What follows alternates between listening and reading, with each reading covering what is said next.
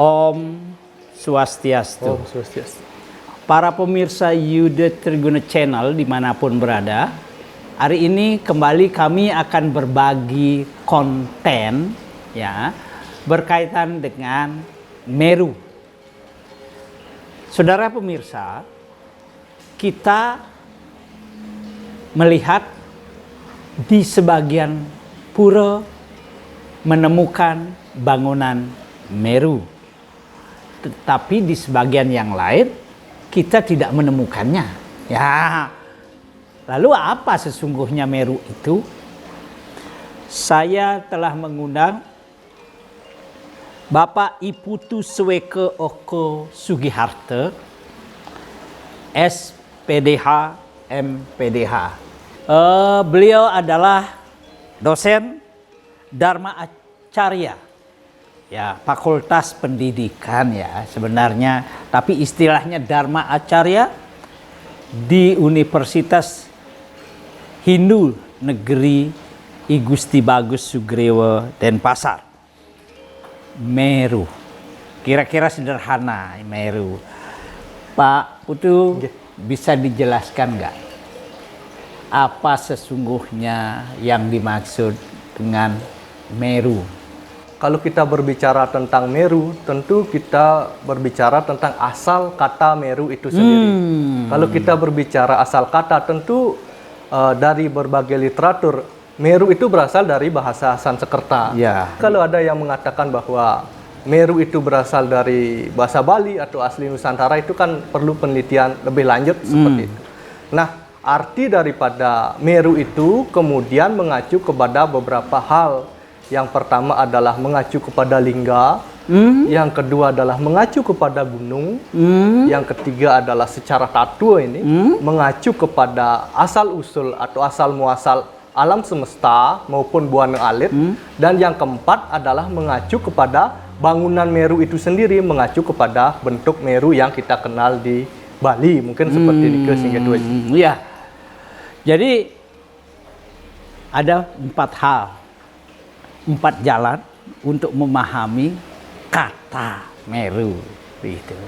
Tetapi dalam konteks Meru yang ada di pura-pura khususnya di Bali, itu yang mana di antara 4 itu lebih dekat dengan tafsir yang keempat tadi? Sesungguhnya keempatnya tidak bisa dipisahkan sehingga itu aja. Cuma ada yang lebih dekat, ada yang lebih jauh seperti itu. Jadi kalau mengacu kepada bentuk Meru kan, kalau kita tahu bangunan yang tinggi, menjulang, bertingkat-tingkat seperti itu, dari tingkat yang paling rendah seperti paling tinggi kan seperti itu Meru yang kita kenal di Bali. Nah, ada suatu hal yang perlu juga saya sampaikan, bahwa ada beberapa kekeliruan, saya sebut kekeliruan fatal kita terkait dengan pengidentifikasian Meru yang ada di Bali. Dan beberapa penulis asing maupun ada penulis Bali sendiri Singgih Tuaji mengatakan atau mengidentikan Meru itu dengan pagoda seperti itu. Dengan pagoda. Padahal ini adalah sesuatu yang sangat berbahaya dari sisi terminologis. Karena dari beberapa sumber saya baca bahwa pagoda itu sendiri merupakan bentuk salah ucap daripada peneliti asing yang mengidentifikasi pagoda yang ada di Cina. Bahasa Mandarinnya Pa Chiao Ta gitu. Tapi karena peneliti dari luar Chinese tidak bisa mengucapkan Pa Chiao Ta, tapi diucap pagoda.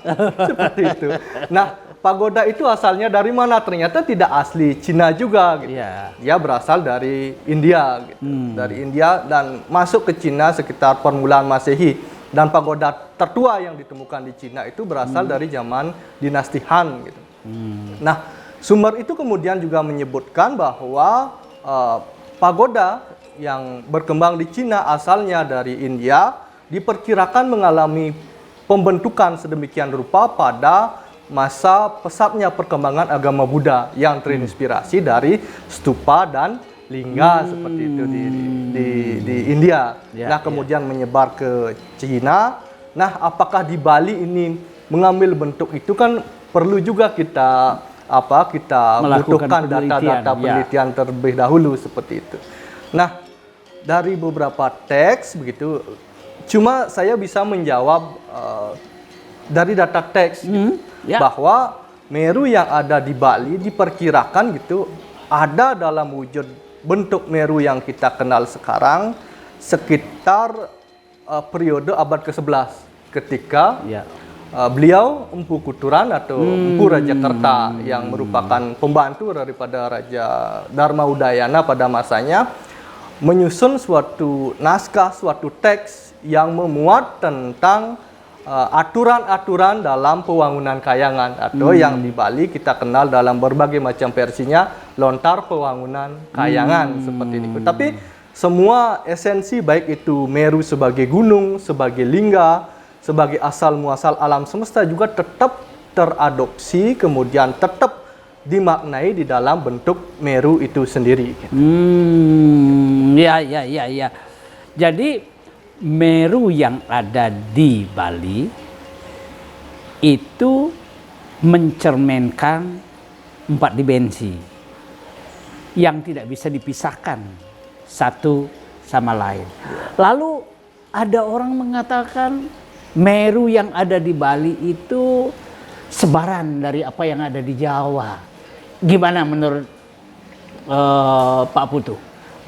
Jadi mungkin ini linier dengan pendapat beberapa ahli seperti Walls dan sebagainya yang mengatakan bahwa konsep yang kita terima dari India itu tidak mentah masuk ke Bali dalam bentuk kebudayaan India yang mentah gitu. Tapi dia mengalami pengolahan, penyuburan yang dia transit di Jawa, kemudian diolah terlebih dahulu, kemudian masuk ke Bali.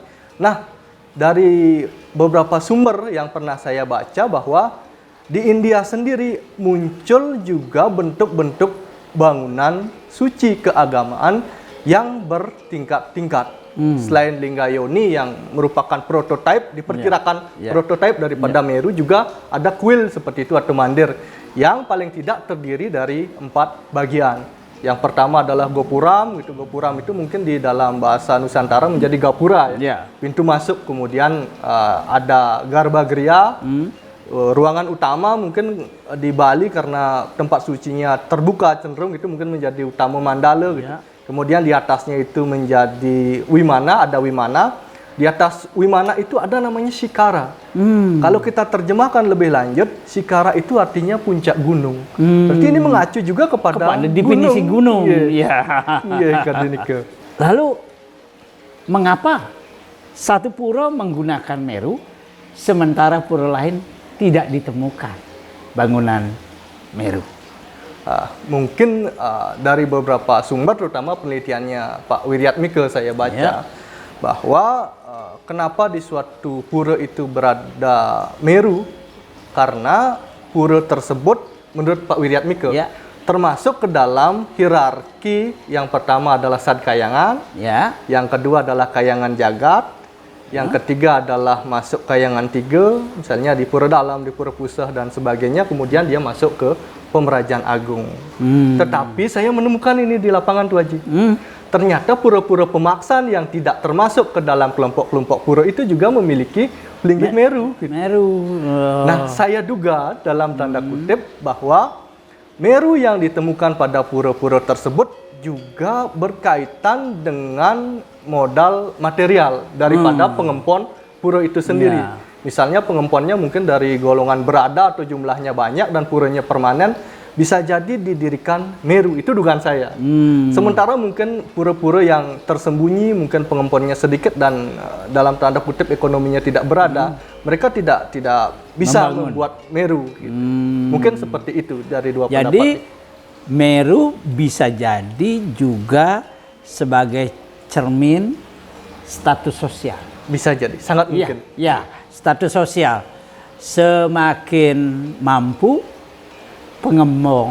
pengempon suatu pura atau dadio, itu semakin besar peluang untuk membangun. Bisa jadi Meru. Ada kemungkinan seperti itu. Lalu mengapa ada Meru Tumpang 3, 5, 7, 9, 11? Saya matur dari segi tatunya dulu sih. Ini berkaitan dengan paham dominan yang ada di Bali. Misalnya berkaitan terutama karena di sini di Bali itu yang dominan itu adalah Siwaisme. Jadi Dasa Aksara yang terdiri dari dua bagian yakni Panca Brahma dan Panca Tirta itulah yang diadopsi. Nah, Meru itu dari beberapa sumber ternyata menunjukkan daripada penyatuan atau bagian-bagian daripada Panca Brahma dan Panca Tirta itu sendiri. Misalnya Meru Tumpang 1 dia menggambarkan 3 aksara suci, Anggung Mang menjadi Omkara tunggal. Kemudian Meru Tumpang 2 begitu, dia menjadi I yang mewakili Panca Brahma dan Ya yang mewakili Panca I Tirta. dan Ya. Ya. Oh, ya. Kemudian Meru Tumpang 3 mewakili Ongkara, Ya. aksara I atau Ing dan Ya atau Yang. Kemudian Meru Tumpang 5 dia mewakili aksara Panca Brahma, Sa, Ba, Ta, A dan ditambah Ongkara. Ya. Kemudian Meru Tumpang 7 kemudian dia mewakili 4 aksara dari Panca Brahma ditambah dengan 1 aksara dari Panca Brahma, Ing, Yang dan Ongkara.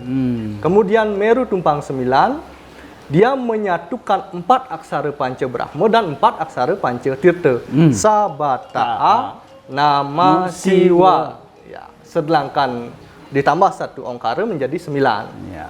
Nah, Meru Tumpang 11 dia menggambarkan keseluruhan daripada aksara itu sendiri. Sa, Ba, Ta, A, I, Nama, Siwa. Ya. Ditambah Ongkara seperti itu. Selalu berkaitan dengan aksara I dan Y, Sa, Ba, Ta, A, I dan seterusnya. Jadi itu simbol Tuhan. Sebenarnya Tuhan itu dalam konsep manusia Bali lebih abstrak, tapi ada sesuatu yang lebih real lagi, yakni konsep kekuatan yang mengadakan segala alam semesta daripada manusia itu sendiri. Gitu. Dijelmakan kemudian sebagai Siwa, sebagai manifestasi Tuhan. Dan ada ungkapan yang mengatakan bahwa segala sesuatu berasal dari Siwa dan kemudian lebur di dalam Siwa. Saluwiring jagat kabeh metu saking betara Siwa, lina ring betara Siwa, kan seperti itu. Ini kemudian melahirkan suatu anggapan bahwa keseluruhan aksara itu berperan di dalam proses penciptaan, pemeliharaan dan juga proses prelina nantinya. Sehingga di Bali kemudian ada bentuk Meru, kemudian berkembang menjadi bentuk pemeliharaan, kemudian di prelina juga dipakai aksara-aksara seperti itu. Nah, khusus untuk Meru dalam pengertian Meru di Bali yang paling tampak itu adalah memuat tentang asal usul daripada seluruh alam semesta beserta isinya, terutama manusia dan alam semesta secara lebih spesifik seperti itu. Bahwa di dalam teks Anda Buana dinyatakan bahwa Meru pinaka Pretiwimba Anda Buana seperti itu. Saya kira pernyataan ini menjadi menarik.